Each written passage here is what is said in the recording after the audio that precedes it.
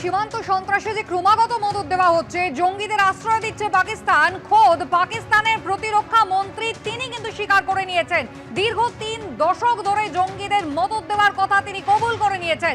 America ও ব্রিটেনের জন্য এই 3 দশক ধরেই নোংরা কাজ করতে হচ্ছে, সন্ত্রাসকে আশ্রয় দেওয়ার কথা মেনে নিয়েছেন, কিন্তু এমনটাই দাবি করেছেন পাক প্রতিরক্ষা মন্ত্রী খোয়াজা আসিফ। ক্যান্সারে নেই আর ভয়, NCRI হবে এর জয়। আপনাদের ভরসা Netaji Subhash Chandra Bose cancer hospital.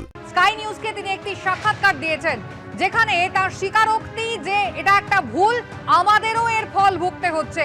America ও ব্রিটেনের জন্য 3 দশক ধরে সন্ত্রাসবাদকে তারা মদত দিচ্ছেন স্বীকার করে নিয়েছেন পাকিস্তানের প্রতিরক্ষা মন্ত্রী খোয়াজা আসিফ। স্কাই নিউজকে তিনি একটি সাক্ষাৎকার দিয়েছিলেন, সেখানেই তার এই বিস্ফোরক স্বীকারোক্তি। अगर हमारे शहरों में हमारे सिटीजन्स जो हैं वो महफूज ना हुए, अगर उन पे अटैक हुआ तो ये इंडिया के सिटीजन्स भी जो है महफूज नहीं रहेंगे। কর্নেল পৃথ্বীরঞ্জন দাসের সঙ্গে কথা বলেছিলাম আমরা, তিনি কি জানিয়েছেন দেখুন। হচ্ছে স্ট্রং মেসেজ যাবে যে কোনো বাড়ির থেকে মিলিটেন্ট যদি যায় তাদের সঙ্গে যোগাযোগ করে, বাড়ির লোকরাই ওখানে তাকে আটকাবে অথবা থানাতে খবর দেবে to prove their innocence।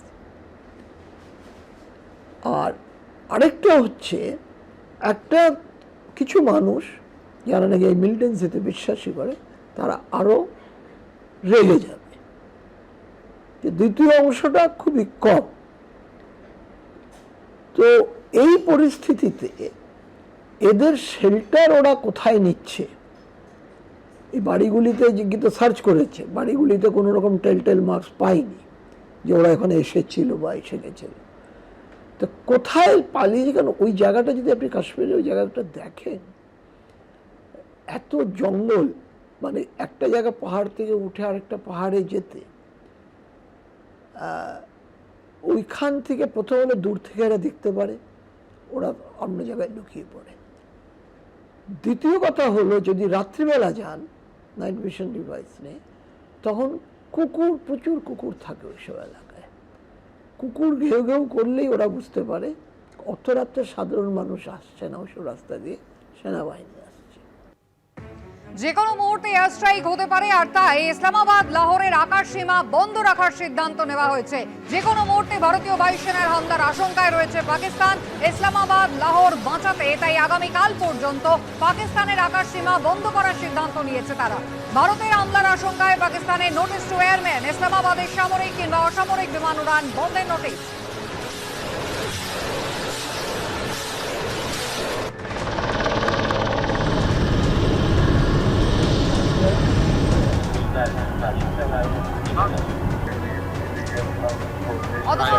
আমাদের সঙ্গে নিউজ রুম থেকে অতনু, একদিকে যখন একেবারে পাকিস্তান সেনা যার অভ্যন্তরে একজন প্রাক্তন কমান্ডো রয়েছেন যিনি নিজে একেবারে জঙ্গি হয়ে হামলা চালিয়েছেন ভারতে ঢুকে সাধারণ মানুষের ওপরে, সেখানে ভারতীয় সামরিক বাহিনী সমস্ত স্থল জল অন্তরিক্ষ তারা একেবারে প্রস্তুত রয়েছে প্রত্যাঘাতের জন্য।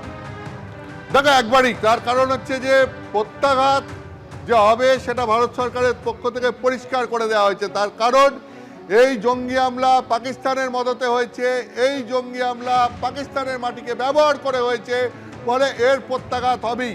তার কারণ তুমি জানো যে এই পাকিস্তানকে একটা শিক্ষা দেওয়ার প্রয়োজন রয়েছে। এই জঙ্গি হামলার সঙ্গে যুক্ত কারা? লস্কর-ই তৈবা এবং তার সহযোগী সংগঠনগুলো। এই লস্কর-ই তৈবার প্রধান হাফিজ সঈদ কোথায় থাকে?